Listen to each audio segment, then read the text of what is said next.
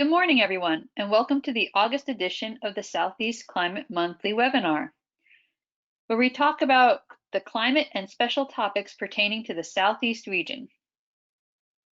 I'm Sandra Rain, Regional Climatologist from the Southeast Regional Climate Center, and I will be giving a climate overview for the month of July, as well as a hurricane outlook update. We are fortunate today to have a few guest speakers, Jeff Dober from the Southeast River Forecast Center, who will provide a water resources overview, Pam Knox from the University of Georgia, who will give an agricultural impact update, Chip Conrad from the Southeast Regional Climate Center, who will talk about heat health and vulnerability, and Vivek Chandas and Joey Williams from Kappa Strategies, who will talk about urban heat island mapping. We thank them all for joining us. Just a reminder before we begin to type your questions in the question box, and they will be answered at the end. Please fill out the post-webinar survey, and a recap email will be sent out that contains a recording to this webinar. Okay, let's begin with July. Temperatures across the region were above average for July. Monthly mean temperatures were at least 2 degrees above average for many long-term stations across the Southeast. Miami, Florida, and Norfolk, Virginia both observed their warmest July on record. As a matter of fact, the whole state of Virginia observed the warmest July on record. The Southeast broke many heat records this July. Norfolk, Virginia observed 5 days where the daily maximum temperature reached or exceeded over 100 degrees, which is the most 100-degree days observed in any month. Also, 4 of those days were consecutive, which is the longest 100-degree streak Norfolk has ever reported. Several stations observed their highest count of July days with a maximum daily temperature of at least 90 degrees, including Washington Reagan National Airport at 28 days. Along with the count, many of these stations reported their longest streak of consecutive 90-degree days, including Roanoke, Virginia, with 29 days. It was warm across Puerto Rico and the U.S. Virgin Islands this July as well, with average mean temperatures running a degree or two above average. San Juan observed the 5th warmest July on record, and Avenida, Puerto Rico observed its warmest July on record. Precipitation across the Southeast region was variable for the month of July, and this is pretty normal, with some areas seeing above average precipitation for the month and some areas seeing below average precipitation.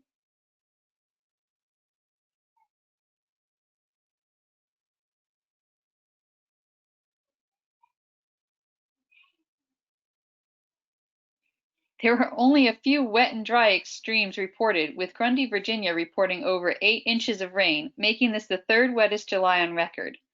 However, Jackson, North Carolina only observed 0.59 inches of rain, which was more than 4.5 inches below normal for its driest July on record.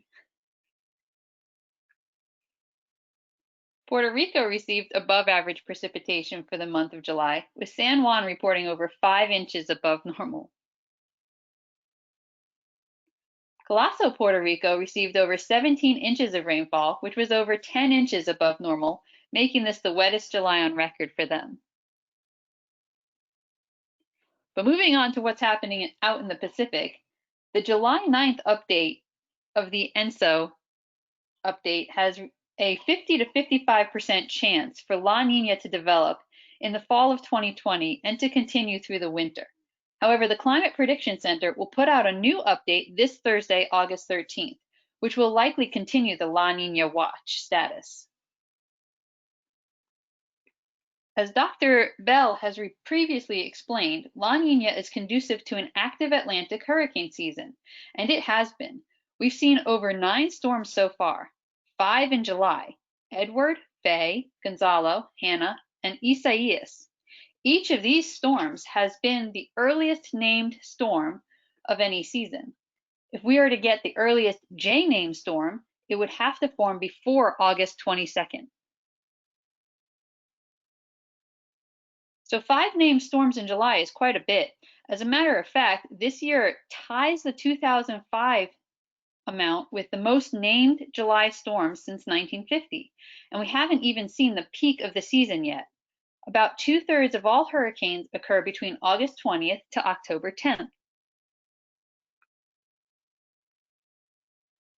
Even though we haven't seen the peak of the season yet, we have seen quite a few tropical watches and warnings already.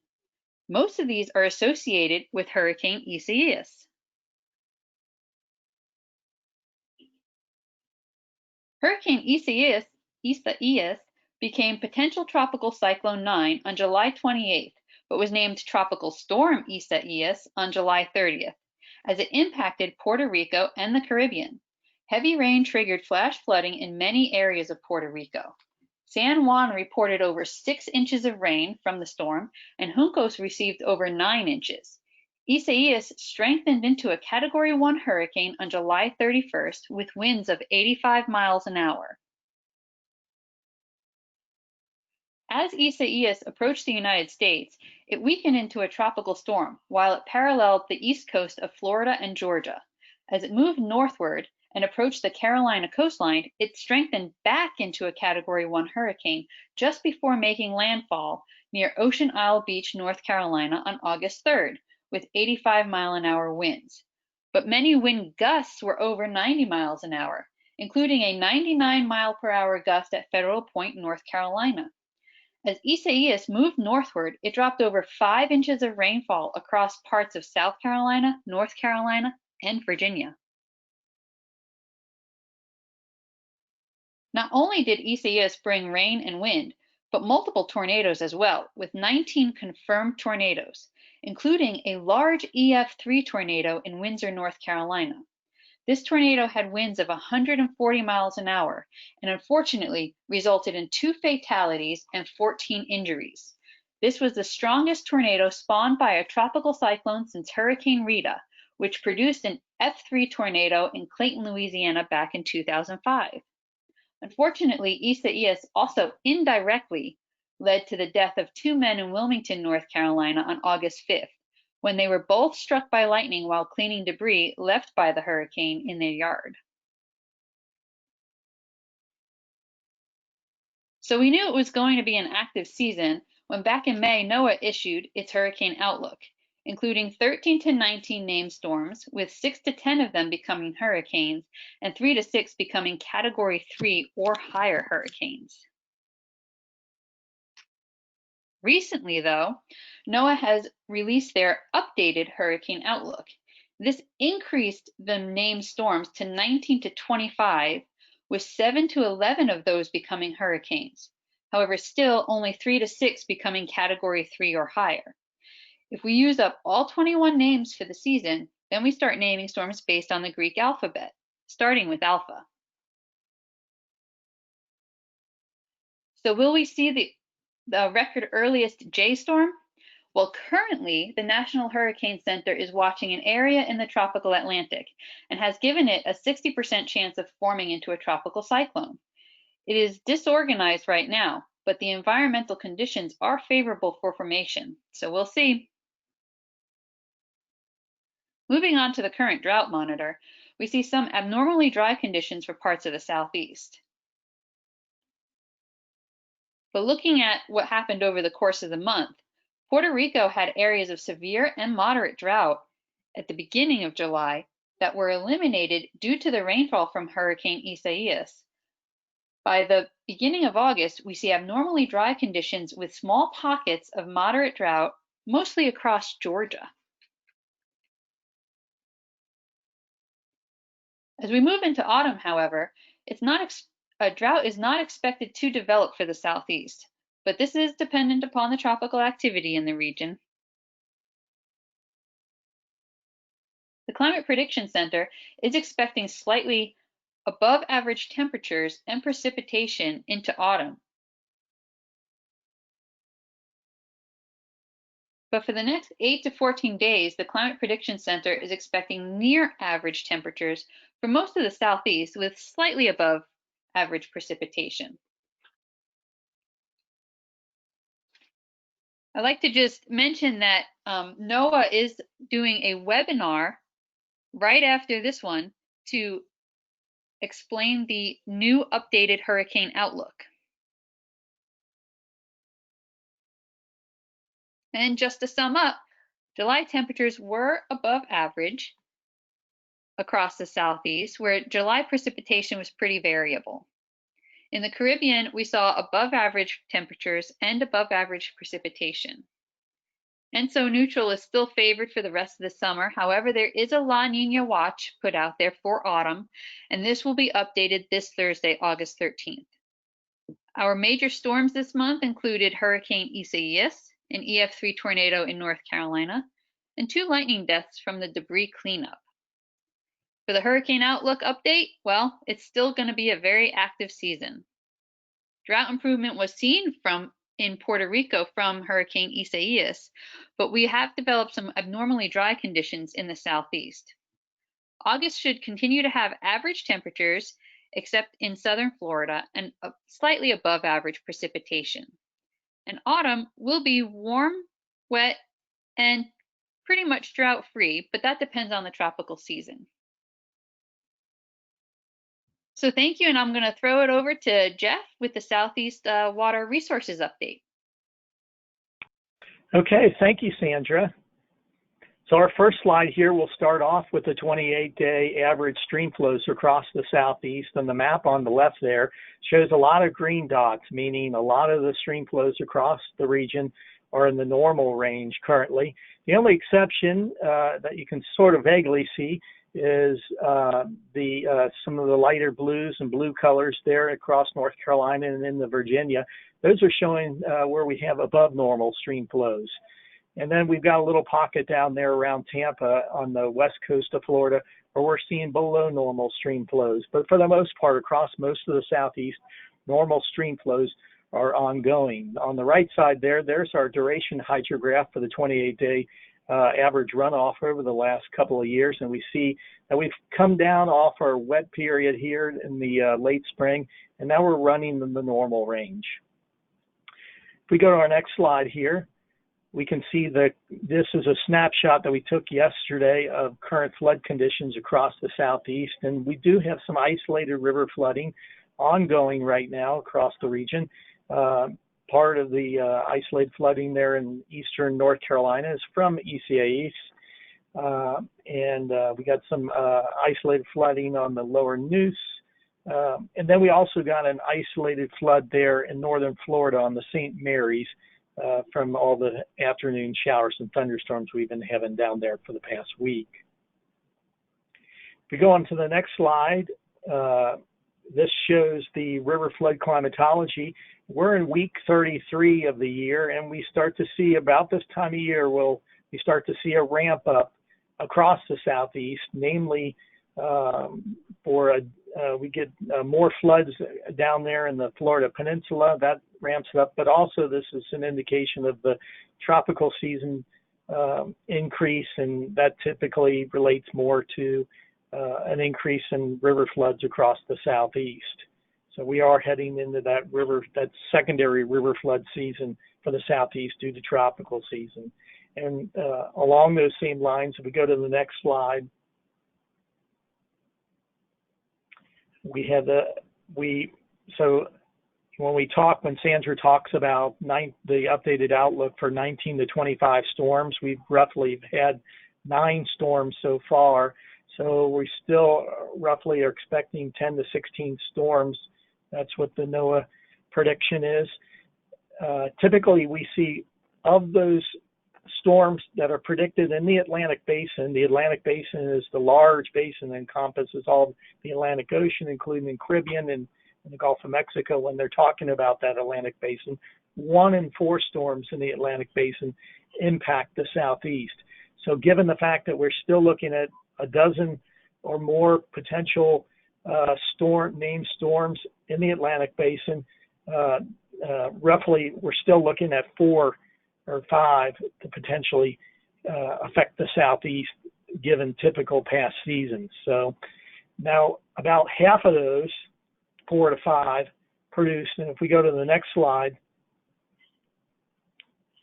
about half of those are Atlantic Basin storms that also produce widespread river flooding. So if we see 4 or 5 more named storms to affect the southeast. Probably about 2 or 3 of those, or roughly 2 of them, will produce widespread flooding in the southeast. So we're a little bit on guard, and that goes with our next slide here, which is our overall southeast stream flow and sort of flood potential forecast.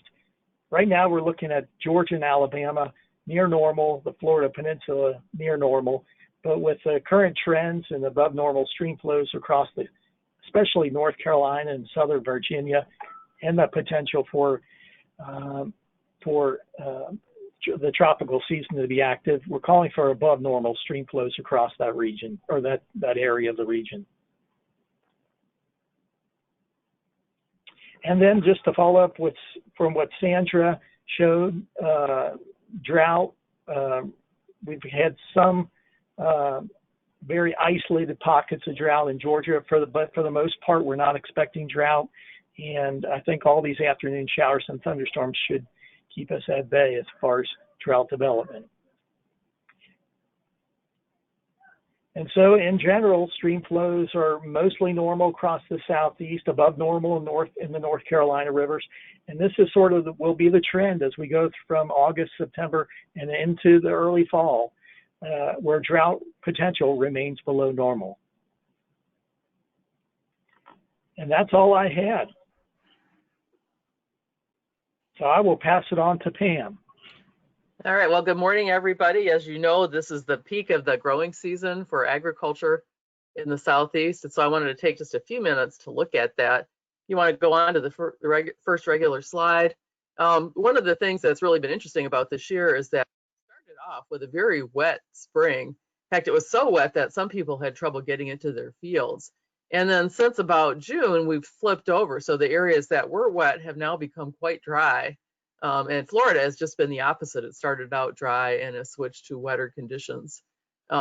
So even though the farmers were very hopeful at the beginning of the year that it was going to be good, they've been increasingly worried about the dry conditions right now. As you know, dry conditions probably affect agriculture before they affect anything else, because those plants need to have water on a regular basis in order to grow. And right now, a lot of the crops are at their peak water demands. And so that's something that we're really watching. So if you go on to the next slide, the drought monitor is not always good at capturing short-term drought. There's a couple of other indices that maybe are a little bit better. On the left-hand side is a CPC experimental project, which shows drought tendencies. And you can see there's a lot of areas in the Southeast, or there's some areas in the Southeast, mostly in Georgia, that are looking dry. And there's been a lot of reports of problems with forage. Irrigation is they're really pumping out a lot of water right now. And up until this last storm, when Isaias came through, Northern Virginia was also seeing very dry conditions. That's been eased quite a bit.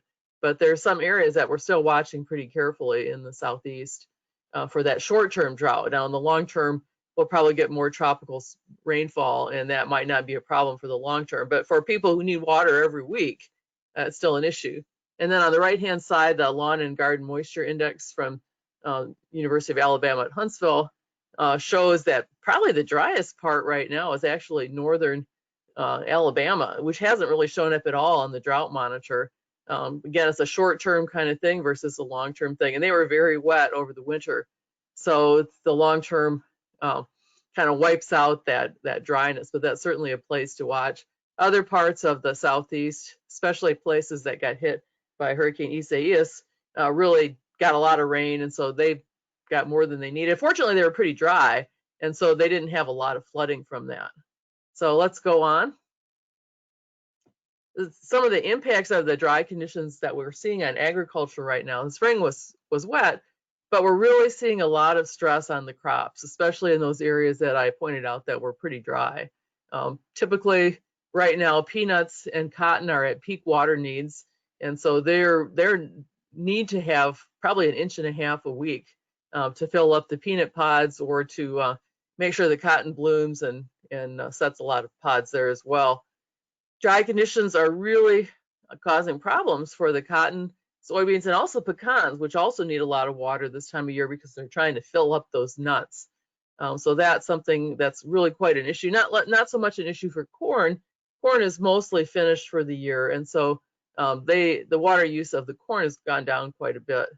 Irrigation is also being used to cool the soil for peanuts. You know, they put out these little feelers and they put the pegs into the ground and the nuts develop underground. And if the ground is too hot, those little feelers get burned up and they don't really set good pods. And so they're irrigating just to keep the soil cool. So irrigation rates are just tremendous for people that have irrigation, and folks that have dryland crops are really suffering a bit from the lack of moisture recently. And hopefully that'll change. We are getting a little wetter now.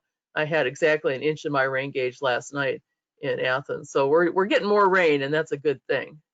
Let's go on to the next point. Even though it's been fairly dry, it's also been quite humid, and that's from the residual rainfall from last year and soil moisture lower in the soil. And that humidity level has caused a lot of problems for diseases with different crops. You can see on the pictures here on the left, that's white mold in peanuts, which has been a real problem this year. The center picture is southern rust in corn. Again, at this point in the life cycle of corn, it's not going to cause a lot of problems for yield, but it's definitely doesn't look very pretty. And then on the right is the tobacco spotted wilt virus, which is causing a lot of problems. And so all those things are really being exacerbated this year by the humid conditions. Go on to the next slide.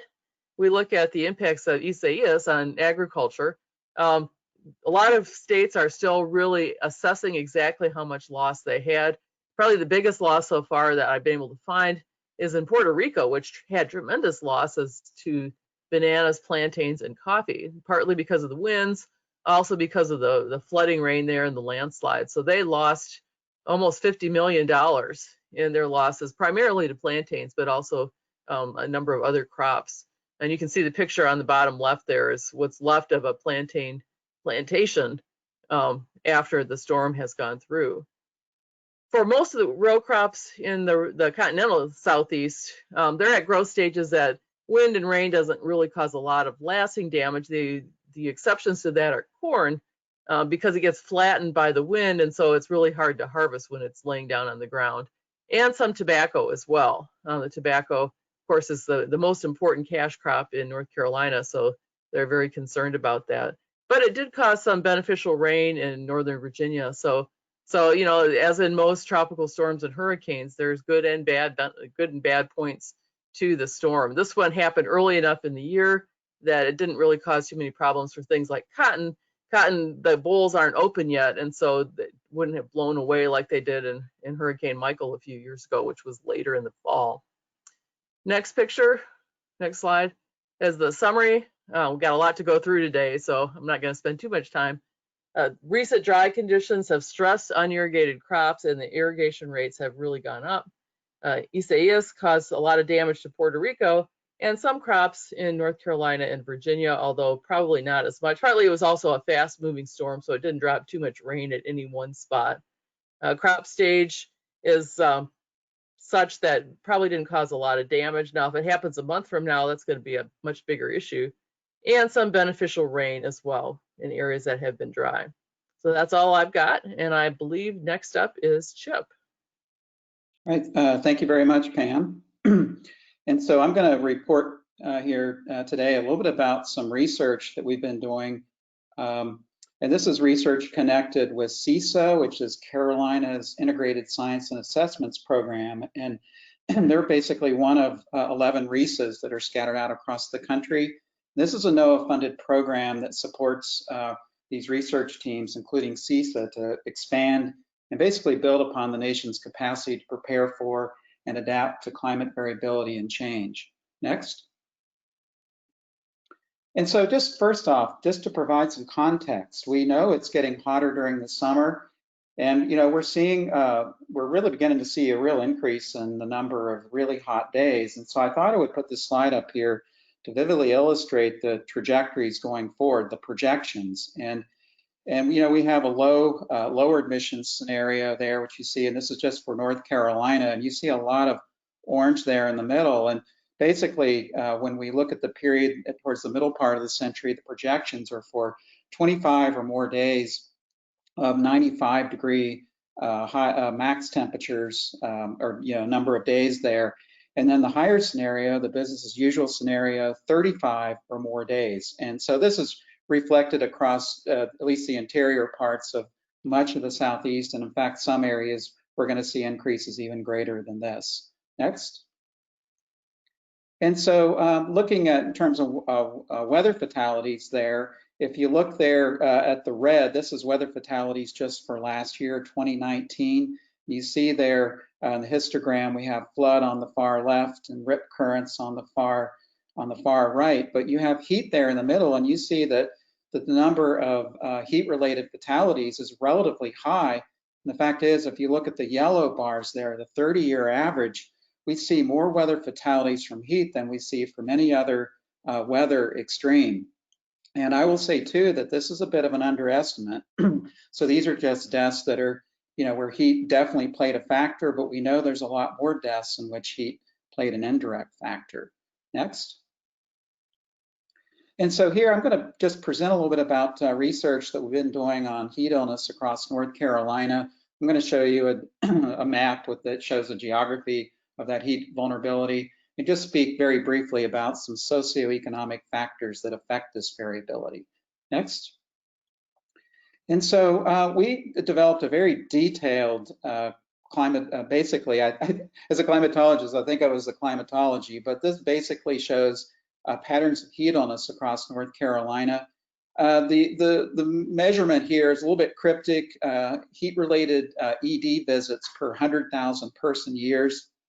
What's important here, and what I want to illustrate, is that there's huge differences in the rate of heat illness across North Carolina. And I should mention in this research that we used basically a census of emergency room visit data across the state. In this case here, about a 7-year time series. So this is very, very thorough. It goes all the way down to the zip code level. And what we see here is tremendous regional and local scale variability. But by and large, what we see is that the rates of heat illness are much, much greater in rural areas, at least in the Piedmont and the coastal plain, relative to the urban areas. The black circles there, if you know North Carolina, those are the cities there in North Carolina. And by and large, you see they're located in the bluish areas where the rates of heat illness are a lot lower.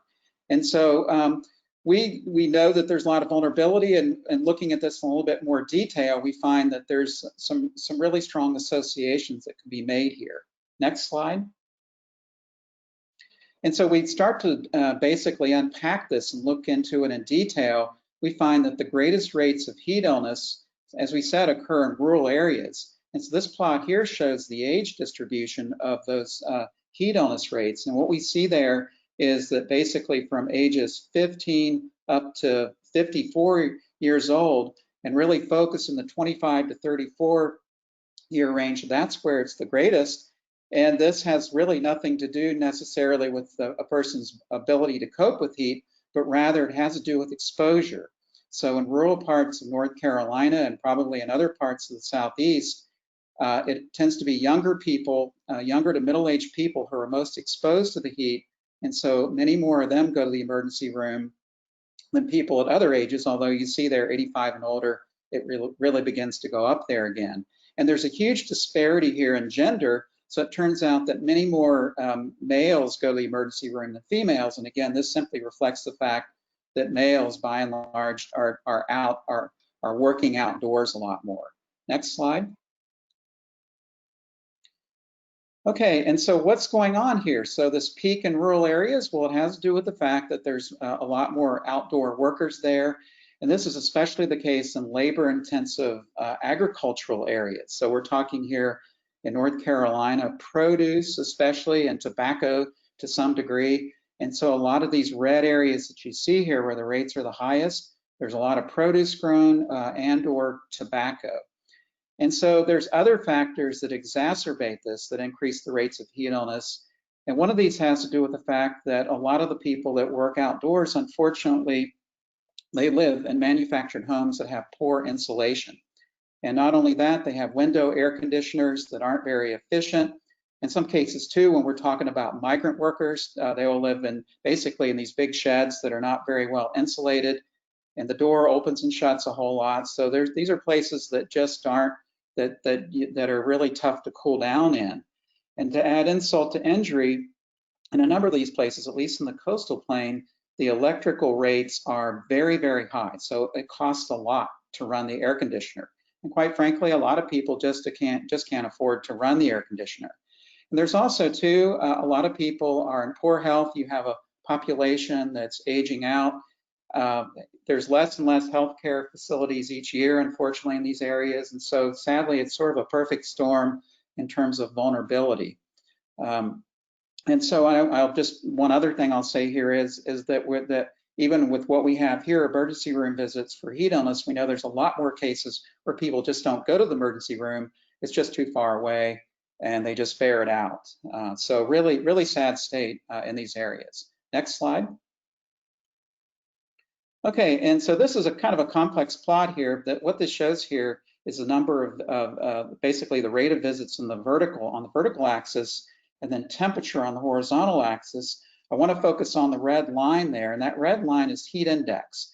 And so we see there a positive relationship as the temperature gets warmer, as basically specifically the heat index gets higher and higher. Naturally, you see an increase in the rate of emergency room visits. And you see that that peaks out around 109, 108 degrees Fahrenheit, and then it goes way down. And I've superimposed there in light red and darker red the National Weather Service heat advisory criteria, at least for the Raleigh Weather Service office here in central North Carolina. And you see there naturally where the peak's at, that's where you have heat advisories, the excessive heat warning. It's very interesting. The rate of emergency room visits for heat goes way down. And so it gets so hot, and apparently they're very much heeding National Weather Service warnings. And so they choose to stay inside. But it turns out though, if you add up basically all the area there under the curve, that there's really added up more heat illness on days of moderate heat as opposed to really extreme heat. Okay, and this is really concerning. So basically, just your typical day here in North Carolina where the temperatures max out in the low 90s or the heat indices max out around 100 degrees, rates of heat illness are quite high, and we have lots of those days. So added up over the entire season, that's a whole lot of heat illness there. Next slide. So just a few takeaways. On an annual basis, heat contributes to more deaths than any other weather extreme. In North Carolina, the rates of heat illness are much greater in the rural areas, especially where they're in the occupational settings that lead to greater heat exposure. And so the rates of heat illnesses are greatest in areas where there's much labor-intensive agriculture, and these areas are especially vulnerable because of the high rates of poverty, the poor health, and also high energy cost. Next. So thank you very much, and so we'll pass it on.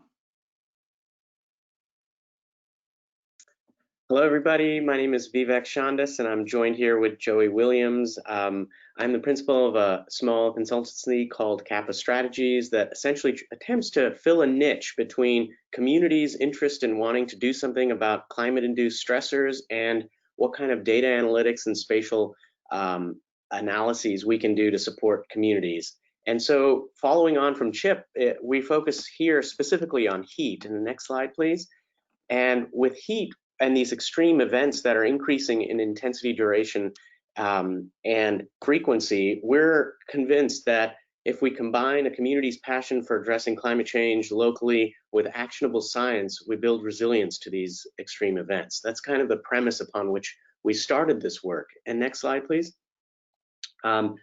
We know that, as we heard from Chip, we know that this is an ongoing, very challenging proposition in terms of trying to manage heat. And one of the things that we've seen from NOAA's climate models is that we are seeing increases in heat. And I bring your attention to the Southeast, which is really highlighted there, at least in terms of the number of days above 90, which we also saw a graph a little bit earlier about what that might do to health of populations, and particularly those populations that may not have access to energy or for cooling or cooling resources otherwise, and particularly those with pre-existing or any form of health condition that can really exacerbate that.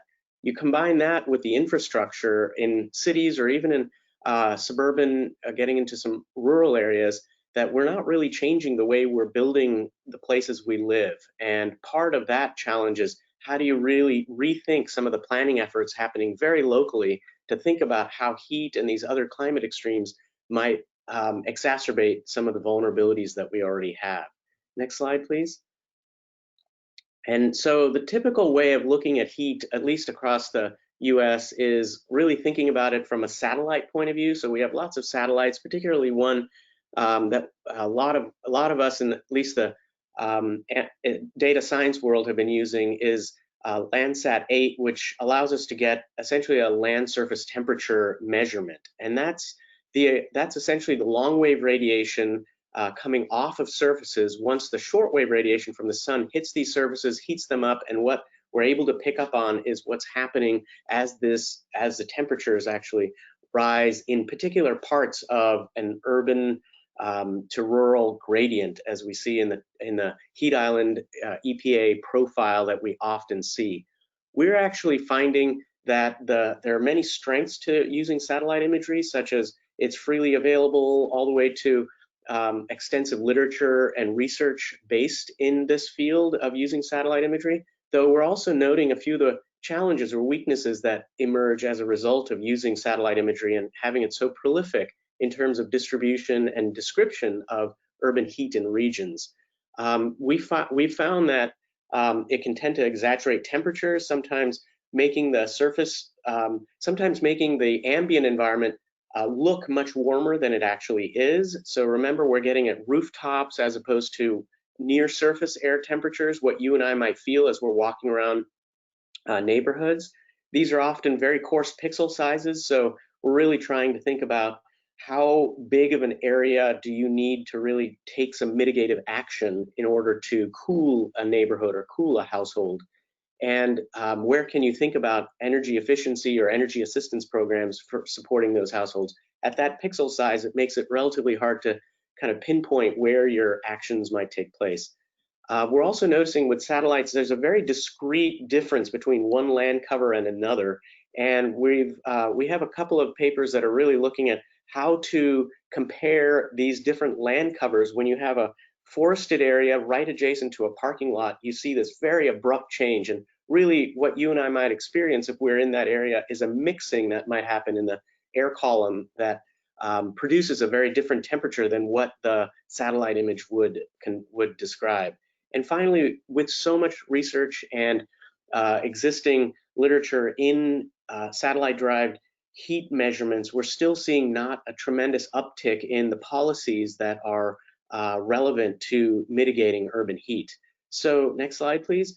So what we've started to do is think about a way of bringing the science together with the communities, and that's really where we're spending a lot of our time, where we're wanting to really dial in many ways how the communities, how we can engage communities in localizing some of these effects. How can we develop analytical tools for examining scenarios where adaptation could take place locally? And then how do we build capacity so that decision makers and community groups can take proactive actions so that they can reduce the health and vulnerabilities that we know are pretty endemic with various heat waves that come through. And so we've developed this heat watch engagement model that allows us essentially an end-to-end process where we engage local communities and move forward in a community science approach, which I just briefly described to you with the help of Joey, who's joining me. Next slide, please. And so in order to do this, I'll just give you the overview and then turn it over to Joey to talk about a little more of the details in just a couple of slides. So what we start off with is identifying organizations and individuals to support heat action. If this is an area of concern to local communities, we've partnered with universities, with nonprofits, with science museums, with community groups, environmental and social justice community groups in many respects. And they have been our lead organizer in various places around the country. And that has allowed us to provide materials, prepare volunteers, and we engage them in what we call this Heat Watch campaign, which is essentially a detailed means of going out and measuring relative humidity and temperatures and developing essentially a heat index for at a very high resolution. So at 10-meter or even 1 meter resolution descriptions of heat index across a region. And finally, through those maps and those outputs that we generate, we're able to look more deeply at what might that mean in terms of mitigative actions in particular places around a region. And I'll turn it over to Joey to get into a little bit more of the nuts and bolts of this and what happens with campaign planning.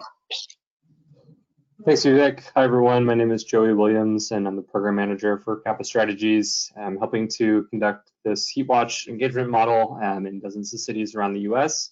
As you see here on this map, we've got several in the southeast of the U.S. That we've conducted in past summers, including Richmond, Virginia, West Palm Beach, and Fort Lauderdale. And this summer, running in Miami, Roanoke, Virginia, which just had their heat mapping campaign yesterday, and Jackson, Mississippi, the last one to run this summer. And so the way we do this is we have a fairly set program, but we're engaging with local partners, whether it's from the municipality or the county or a nonprofit, and we're working with them to kind of set some goals around the campaign. What areas are of particular interest? Who would they like to engage? And then we're having trained them to conduct the campaign by recruiting volunteers from a local nonprofit, and we've worked with youth groups all the way to master gardener clubs, people who are involved in this work in universities, or complete kind of newbies to microclimate research.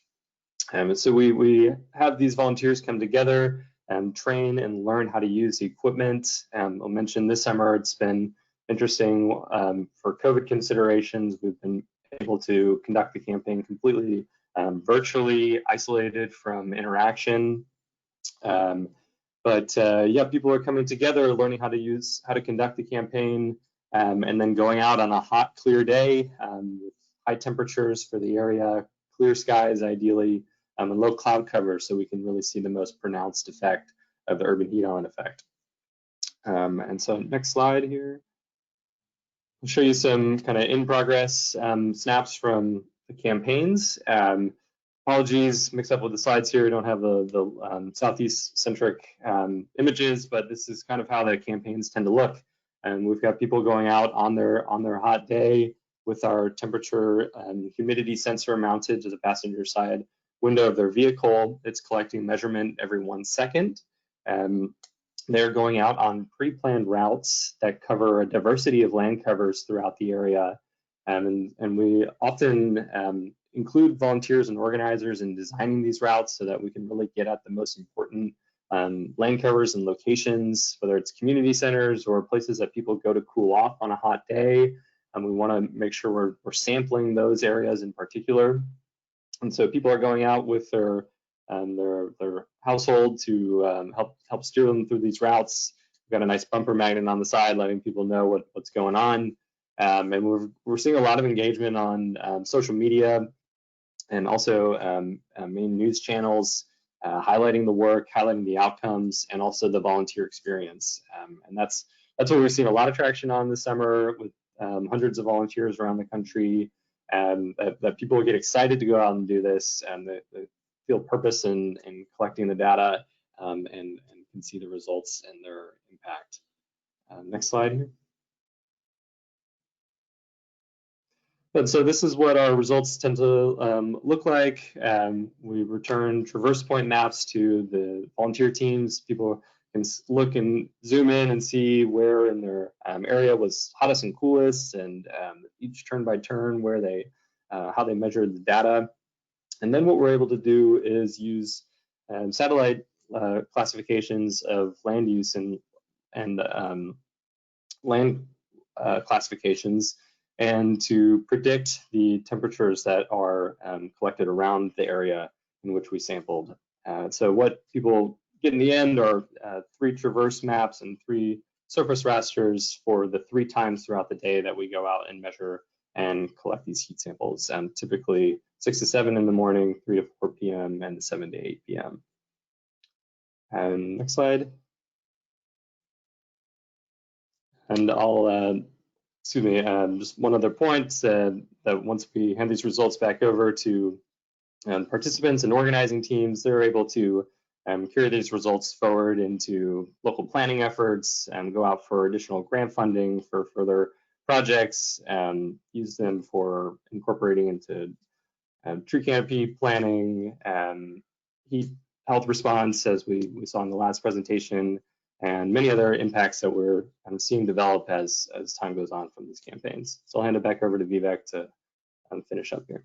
Sure, thanks, Joey. And just to wrap up here with a last slide, we're lucky to be partnering with NOAA on several of these projects. They've really wanted us. They see the value in terms of being able to bring the community together, the education components, the engagement components, and of course the science that we're doing. And what you'll notice in the maps that where we've done this is there's a big gap in North Carolina, South Carolina, Georgia areas. While we have southern parts of Florida, there's also other parts of Florida and that we have yet to really get engagement around. We've had some conversations with folks in North Carolina, including the state, various offices in the state. Though what I would really welcome is an opportunity for anybody on the call to work with us next year in 2021. If we start in January, we have a really good setup where it's not a lot of your time, and we can kind of work with you to essentially assemble the most tailored program from your particular area that you want to complete. I'll note that we've done these in small areas, relatively small. We've done it in like Worcester, Massachusetts, for example, and we've also done it in massive areas like Harris County, Texas, which is, while we're not covering all 1,700 square miles of it, we're covering almost up to 500 square miles in these campaigns, and they had upwards of 80 volunteers going out in various vehicles and collecting lots of data. This is translated really well. We work with local climatologists and local weather meteorologists to be able to essentially plan for a day. So it creates partnerships locally that may not have occurred in the past. And of course, the media love these kinds of things. And so wherever we've done this, we've seen tremendous amount of media attention, and it really shines a spotlight on the kinds of activities that various groups are doing. So there's many ancillary or indirect benefits that we've noticed in participating in this, while you also generate some very interesting results that can be used for everybody from junior high, high school, all the way up into college. We've had some folks from various universities write dissertations based on some of these results as well. So many different directions this work can go, and be happy to chat with you about any interest that you might have in wanting to pursue this in parts of the Southeast. I think you can go on to the final slide, and some contact information that we have, and leave it at that for now. Thank you. Great, thank you so much, Joey and Vivek, for joining us today, as well as all of the presenters. We covered a lot of information, but it was incredibly interesting and relevant to the Southeast region. So thank you again to the presenters. I will say again, if you have questions or comments, please enter them into the question box. My name is Meredith Muth. I work with NOAA's National Integrated Drought Information System program. A webinar recording will be posted on YouTube and sent out via email to all registered participants tomorrow, as well as a recap email that has the key takeaways and images from today's presentation. Our next webinar is September 8th at 10 a.m. You can register for all upcoming webinars at this link here, which will also be included in the email that goes out tomorrow. We ask you to please take a moment after this, we close this webinar, to take a quick survey. I apologize, it's now 6 questions instead of 4, but they are very short and they would greatly help us improve this webinar series. If you have any other additional questions or comments, you can contact me directly at my email included on the slide. We'll now move into our question and answer period for the next 10 minutes. If we cannot get to your questions, we will contact you individually and make sure that we respond. So our first question, we have a couple about tropical storms. So I will first have this go straight to Sandra. Were any tropical storms named that maybe should not have been? This would impact the date of earliest occurrence by name or letter. All right, well, that's a great question. I guess as far as this season, National Hurricane Center, you know, they have their criteria for naming tropical systems, and they've gone through, you know, a lot of research in order to get this criteria. So basically, anytime they name a system, they take it seriously. So even if it might look disorganized or not last very long, you know, in order to become a tropical storm, you need winds of 39 miles an hour, and every single named tropical storm this season has been over 45 miles an hour. So, you know, I think they've named them correctly this season. And yeah. Great, thank you, Sandra. There's also a comment that we received regarding the latest National Hurricane Center update from this morning. It now shows a 90% chance of the area in the Eastern Atlantic becoming a tropical cyclone in the next 2 days. And if so, it would be called Josephine. And so this gets to the big question of whether we'll have a J or not within the time frame that Sandra mentioned. Sandra, do you have any additional comments on that?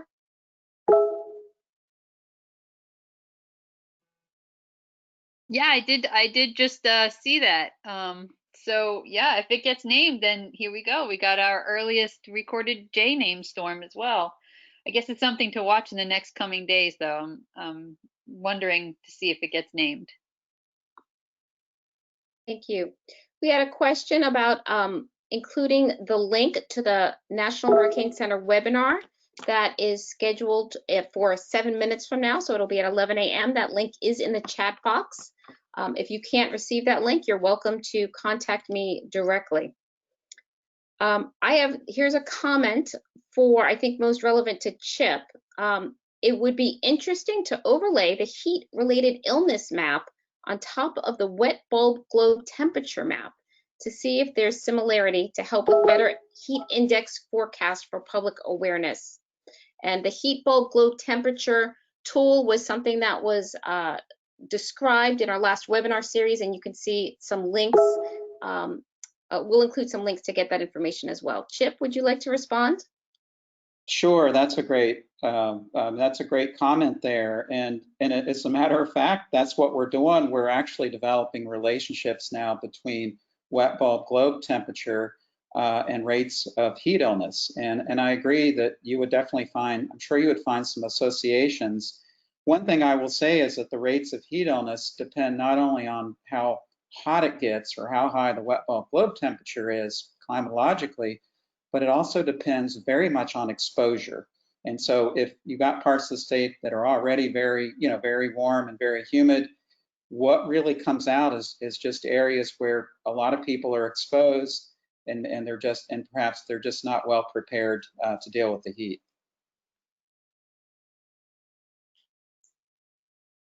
Thank you. I'm looking. We also have a question for Vivek and Joey. What is the contact info for the Heat Watch team? I am in Florida and would be interested in working with them to broaden the footprint. Perhaps you can, Vivek, you can put your information in the chat box. In addition, we'll make sure that all of that information goes out. And I want to, again, encourage anybody, especially those working at state, city, community levels who are interested in talking to Vivek and Joey about potentially doing future campaigns in the area to help fill in that gap between Southern Florida and Virginia. That would be great. Okay, we don't have any more questions at this time. I'll give it one more moment.